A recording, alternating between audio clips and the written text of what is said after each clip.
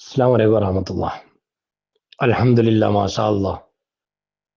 ബഹുമാനപ്പെട്ട ശൈഖുന സുൽത്താനുൽ ഉലമ, അള്ളാഹു അവിടുത്തേക്ക് ആഫിയത്തുള്ള ദീർഘായുസ്സ് കൊടുക്കട്ടെ.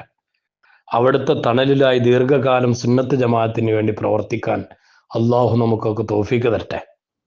എത്ര വലിയ അഭിമാനമാണ് നമുക്കൊക്കെ ആ നേതൃത്വത്തിന്റെ കീഴിൽ പ്രവർത്തിക്കാൻ പറ്റി എന്നുള്ളത്. നമ്മൾ നോക്ക്, ഇന്നും ഇന്നലെയുമൊക്കെ ചാനലുകളിൽ മുഴുവനും ശൈഖുനെ വാഴ്ത്തപ്പെട്ടുകൊണ്ടിരിക്കുകയാണ്, ശൈഖുനെ പറഞ്ഞുകൊണ്ടിരിക്കുകയാണ്.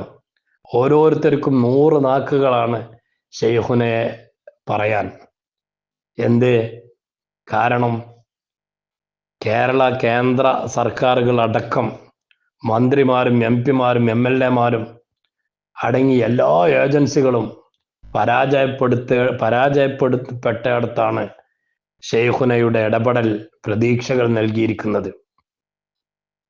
ഉമർ ഹഫീദുമായി ബന്ധപ്പെട്ട്, അവിടുത്തെ ഭരണകൂടവുമായി ബന്ധപ്പെട്ട് കൊല്ലപ്പെട്ട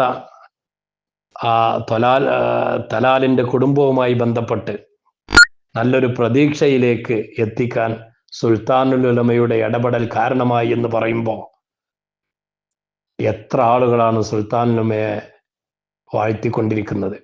അല്ലാഹു തആല അവിടുത്തേക്ക് ഇസ്സത്ത് വർദ്ധിപ്പിച്ചു കൊടുക്കട്ടെ. ഏതെല്ലാം വ്യാജന്മാരായ ആളുകൾ മെച്ചായിക്കന്മാരുടെ നിർദ്ദേശമാണ് എന്നും പറഞ്ഞ് ശൈഖുനെ ഇടിച്ചു താഴ്ത്താൻ ശ്രമിച്ചാലും ആ ശൈഖുനെ താഴ്ത്താൻ ഒരു വട്ടൂരികൾക്കും സാധ്യമല്ല, ഒരു മെച്ചായിക്കന്മാർക്കും സാധ്യമല്ല, ഒരു വീരാണ്ടി സുലൈമാണ്ടി കോമാണ്ടിമാർക്കും സാധ്യമല്ല എന്ന് തെളിയിച്ചുകൊണ്ടിരിക്കുകയാണ്.